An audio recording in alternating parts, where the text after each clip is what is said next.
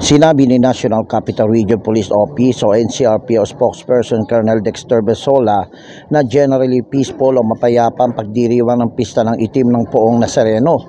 Ayon kay Besola, ang pinatupad na paghigpit sa seguridad sa pista ng Poong Itim na Nazareno ay kahalintulad na estratehiya na ginagamit sa nakarang Undas, Pasko at Bagong Taon. Alas 7 kagabi nang ibaba ang Poong Itim na Nazareno sa Quirino Grandstand bilang hudyat ng pagtatapos ng mga aktibidad ng pista. Kabilang sa highlights sa aktibidad na Nazareno 2023 ay walk of faith na naging mapayapa ayon sa NCRPO. Umabot sa 5,600 na dineploy ng MPD sa pista ng Poong Itim na Nazareno, 3,000 naman na pulisya sa NCRPO. Nagbantay sa Quiapo Church at Quirino Grandstand ng mga pulis habang iba ay tinalaga sa mga checkpoint sa paligid kung saan ginanap ang pagdiriwang ng pista. Ako, si Jojo Sikat, walang inaatas ang balita.